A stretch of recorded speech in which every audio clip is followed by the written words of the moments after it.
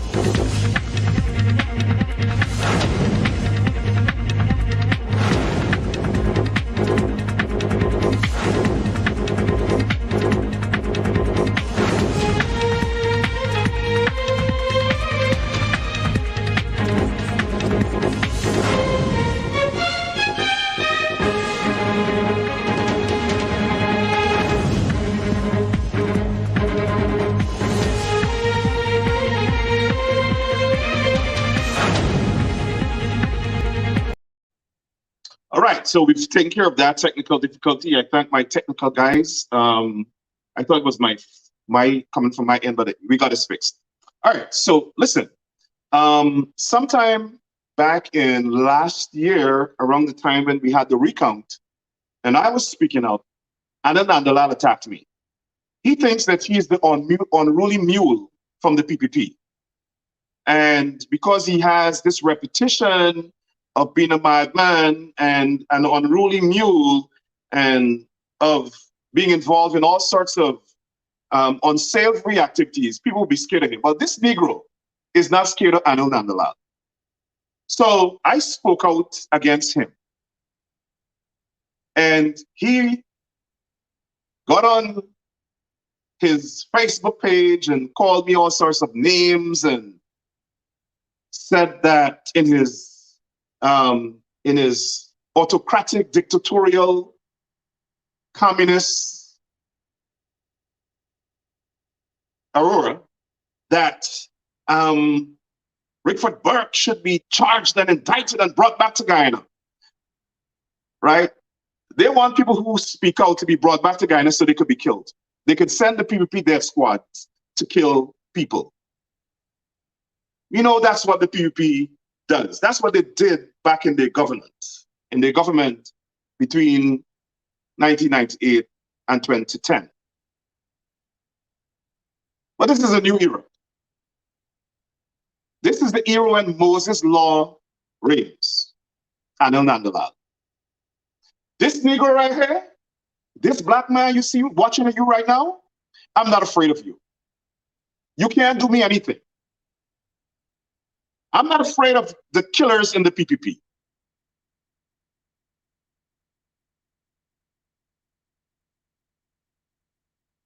I'm not afraid of the people in the PPP.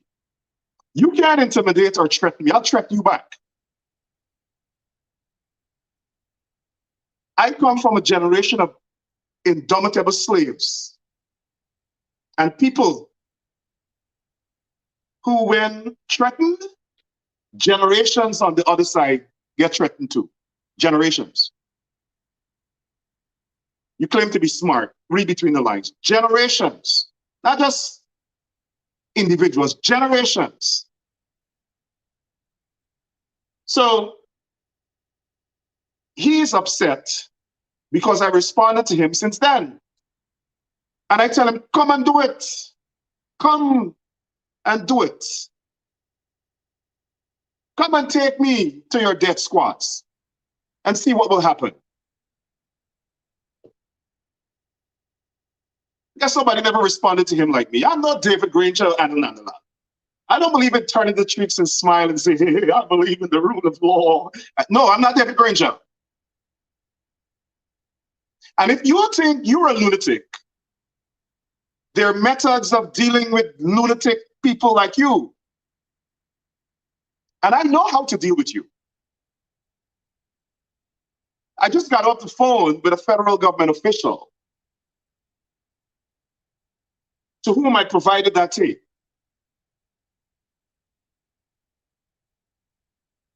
Now, as I said before,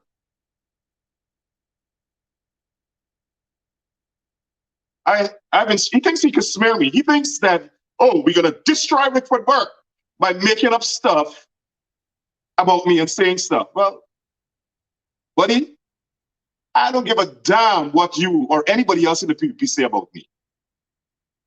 I don't care, because all you could do is make stuff up. All you could do is make stuff up. But you're messing with the wrong Negro, because I know you're like fast black people. You don't have respect for black people in Guyana and NANDLALL. But you see this Negro watching you here, you're going to respect me. Because I will make you respect me. I don't make myself grass for horse to eat me. I will make you respect me.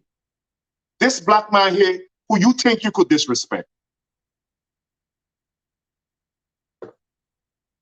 Now, like I said, and furthermore, ANIL NANDLALL is actually under investigation by Congress right now. He posted something about getting people extradited for expressing their constitutional rights. He posted a video about making people run out of the country. We know it's black people he's talking about. When they get into power, people have to run out of the country. But as a result of one of his threats, one of his supporters threatened the principle. One of his own people threatened the principal in this country to come and blow up her job place and her workplace right on his page, and he didn't say anything about it. And that was reported to federal officials. So I know that that matter is under investigation, because the worst thing you could do is threaten children, like NANDLALL and his supporters have been peddling. Now, first of all, he said that I'm a pedophile. Listen,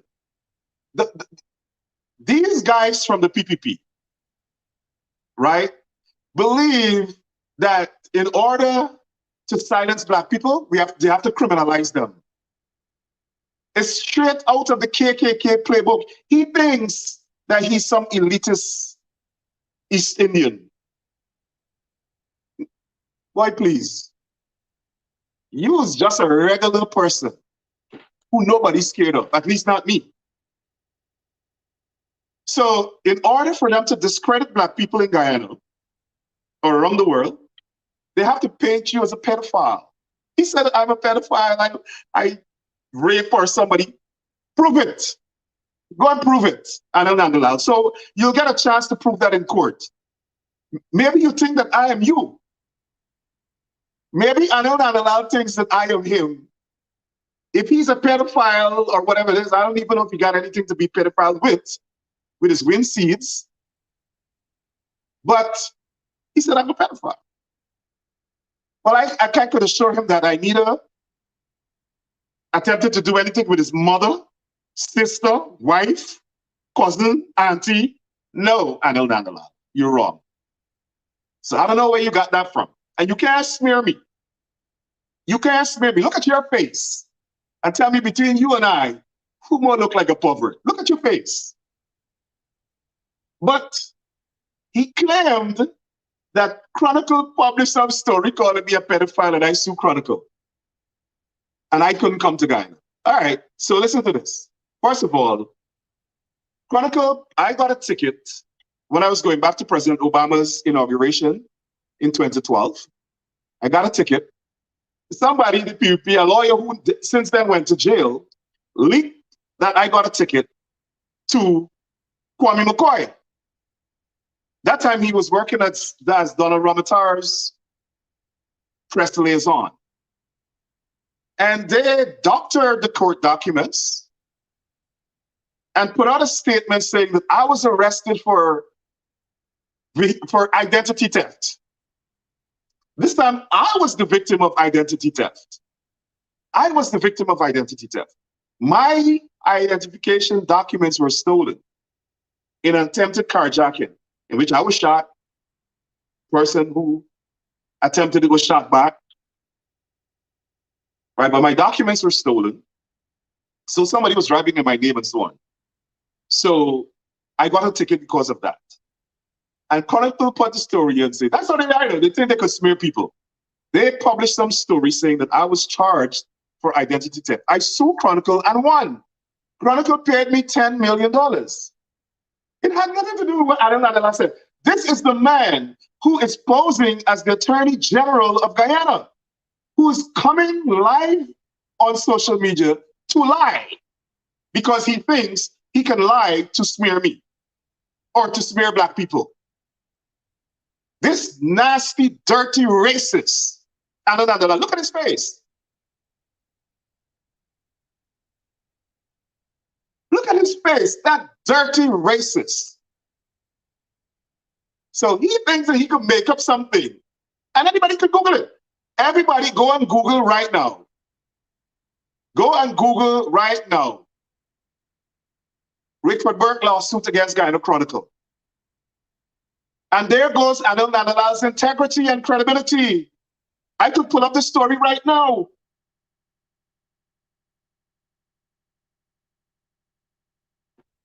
Burke is a pedophile? Rickford Burke has never been convicted of a crime in America. The PPP believes that everybody's like them, that dabble in criminal activity. So the record is there for everybody to see, right? The Chronicle falsely published that I was arrested in New York because they wanted to spare me for identity theft when I got a traffic ticket. And the ticket was dismissed. The judge dismissed the ticket because she said the ticket was given to me wrongfully, and the ticket was dismissed.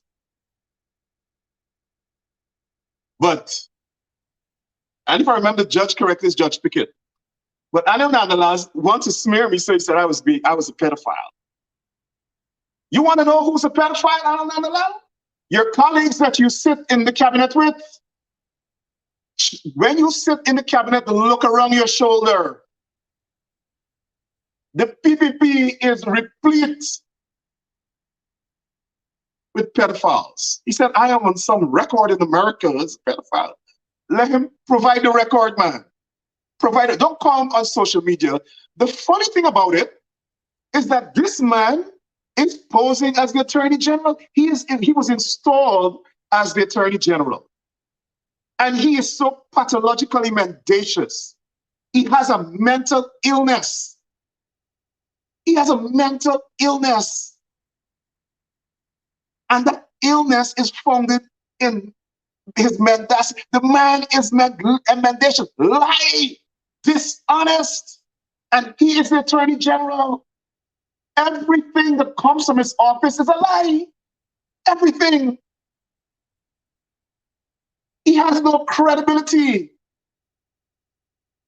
He is going to come and lie to you about a matter that is so easily verifiable. Everybody go and Google right now, Rickford Burke Suit Chronicle. And you will see it is because Chronicle falsely reported a story that I was charged for identity theft. But he said that I was charged for something else. But moving on. He also said that I was a personal assistant to Desmond White. First of all, I was not a personal assistant. I'm an educated Negro, ANIL NANDLALL.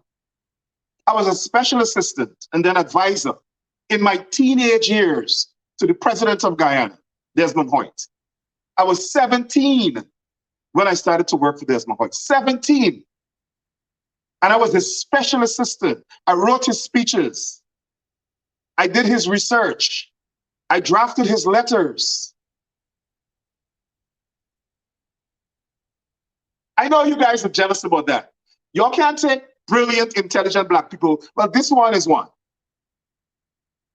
And I don't care if you can't take me. You're going to have to deal with me, and you're going to have to respect me. And I am no David Granger. I'm going to respond to you condignly, ANIL NANDLALL. So he wants to smear me again. He said Desmond White fired me. He does not even know. The guy is so ignorant, bereft of any substance or knowledge. He does not even know that I am a son to Desmond White. Desmond White came to my wedding. Oh, Desmond White could fire me from, oh, it's so laughable. Everybody in Congress Place knows when I was in Congress Place was on fire. We had the PPP hopping. That's after I left office to the president. And for people who don't know, I left high school at 16. I worked at the Ministry of Regional Development and Guy Bank for work study. I was a pupil teacher first. After a few months, I went to Guy Bank and then I went to Ministry of Regional Development. My grandfather was a member of parliament for the PPP. Then he crossed over to the PNC. His name is Ivan Remington from Grove Craig on the East Bank.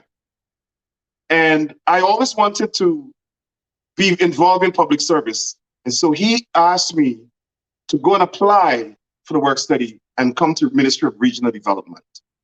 And from the Ministry of Regional Development, I was also a senior member, at the time, the National Secretary for the YSM. I'm 17 years old. The National Secretary for the YSM. And so we had a Congress, and after I spoke at the Congress, Dr. Faith Hardin, who was then the Minister of the Public Service, called me and she said, "Where do you work?" I told her, I'm working at the Ministry of Regional Development doing work study. She said, "You need to come and work for me." And the next day she called Minister Jeffrey Thomas or whoever it was, and the PS, Mr. Leslie, I don't remember his name now, and arranged for me to go over to Office of the President, Public Service Ministry, as her technical assistant, not a personal assistant, her technical assistant. And I did the youth viewpoint on the radio. People like Margaret Lawrence and Avery Brewster trained me to talk on the radio. At 17 years old, I delivered the youth viewpoint.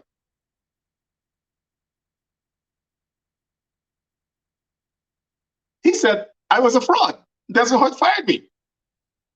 Well, Desmond Hoyt, after, I remember distinctly, Mrs. Joyce Hoyt had to give a speech in Berbice. And Dr. Faith Hardin asked me to write that speech. And I wrote the speech. I'm sure Faith vetted it. And Mrs. Hoyt, and we sent it over to the main office in Vicingen Road, Office of the President. And Mrs. Hoyt went to Berbice and delivered that speech. And after that speech, Desmond Hoyt called me to work for him as president. And I was scheduled to leave Guyana in 1992 after we lost the elections at 17 years old. After the elections, before the election, I was scheduled to leave to come to study to New York. But I didn't. I stayed on for the elections and I left immediately after the elections. And while I was in New York, Desmond Hoyt called me back to help set up his office as opposition leader.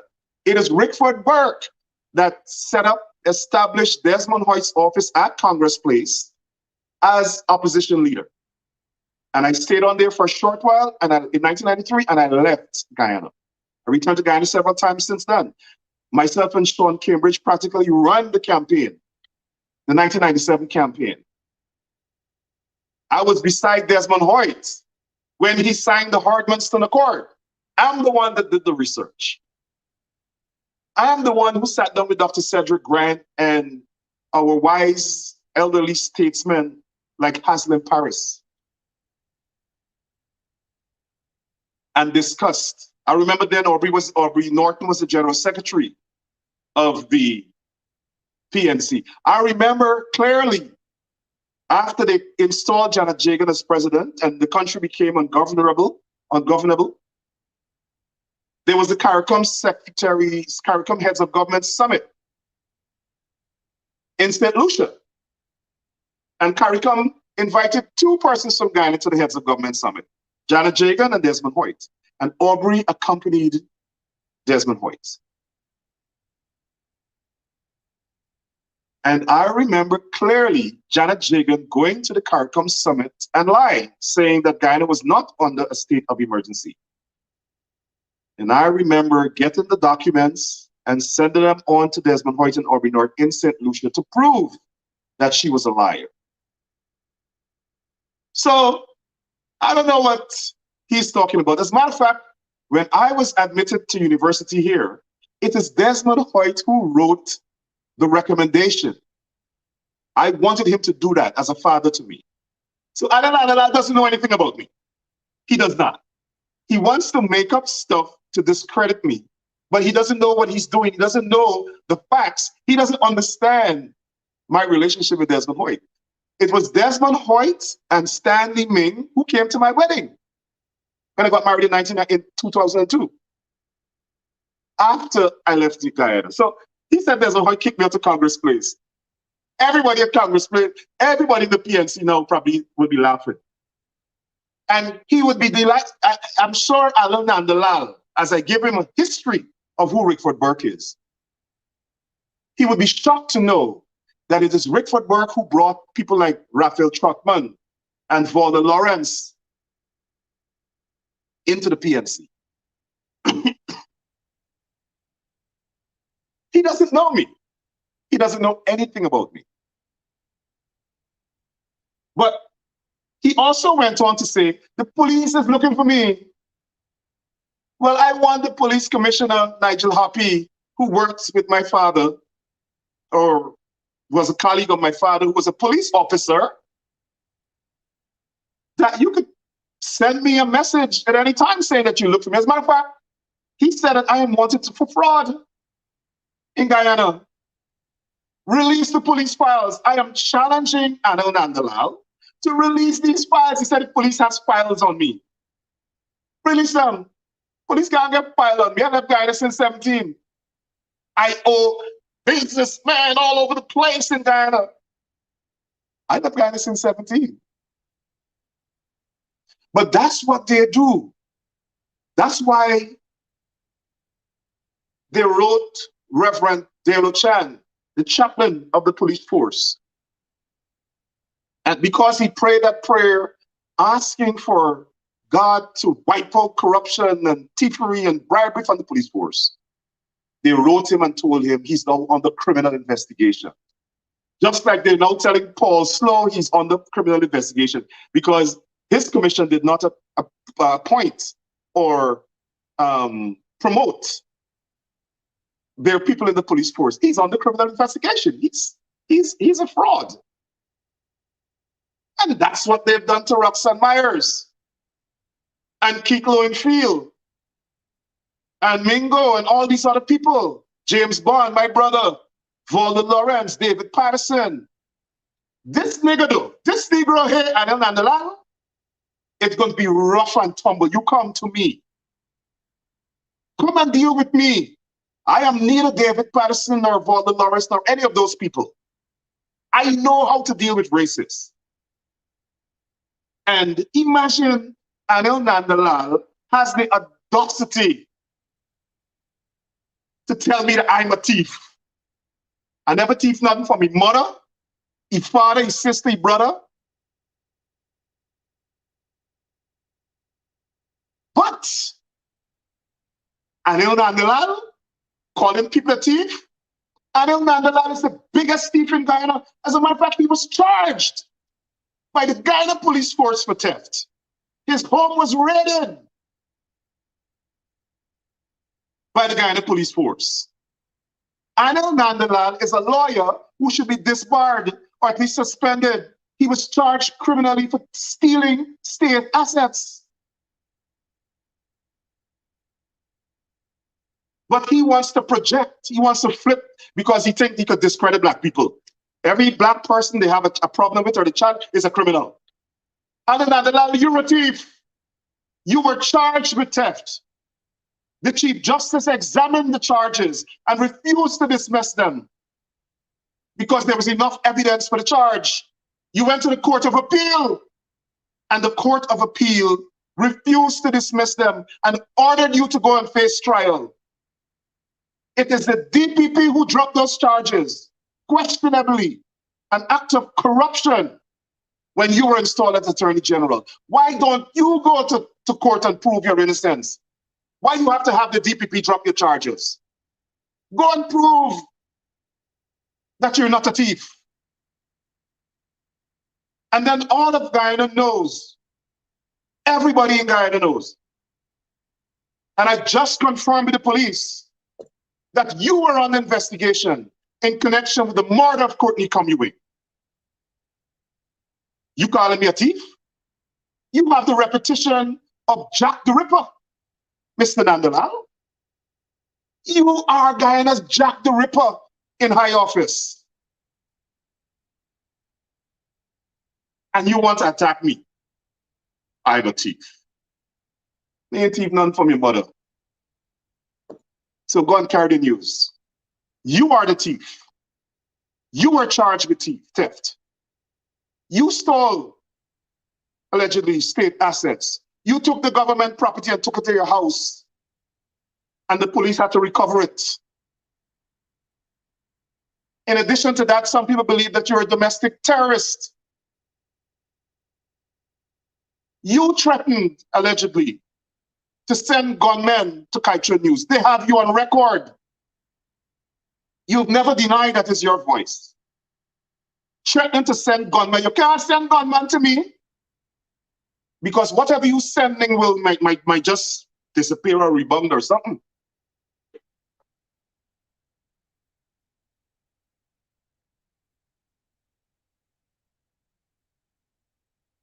And then he said, oh, I can't come to Ghana. Is that a threat? If I come to Ghana, what are you going to do? The problem with people like ANIL NANDLALL is that they don't know who. They don't know me. He doesn't even know if some of the people he had lunch with today are connected to me. He doesn't even know that. Right now, he runs around with a relative of mine and sit in the company. I hope tonight that makes you very uncomfortable, Mr. NANDLALL, because you move in the circle of my relatives who have very easy access to you. So don't threaten me. And you said you're coming to Brooklyn, come. And when you get to Brooklyn, give me a phone call. Come. I'll be happy to welcome you to Brooklyn, Mr. NANDLALL. Come.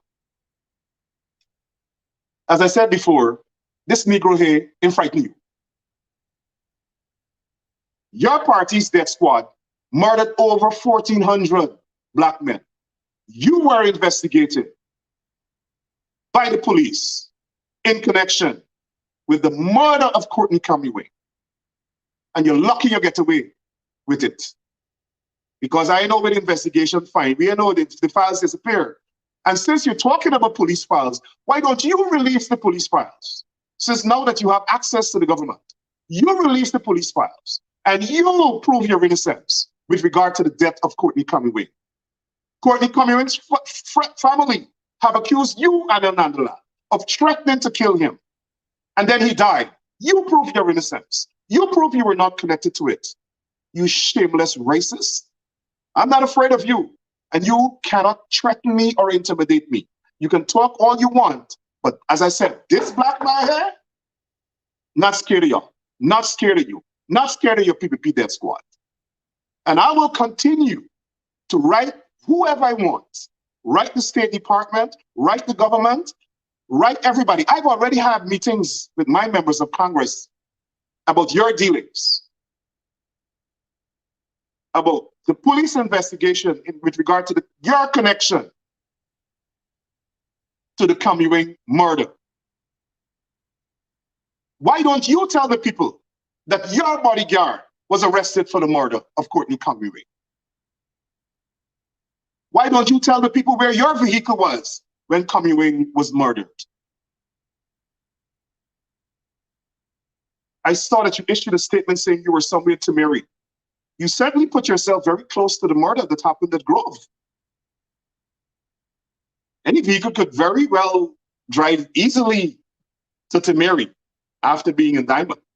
So your statement, you're such a brilliant lawyer, your statement put you very close to the scene of the crime, Mr. NANDLALL.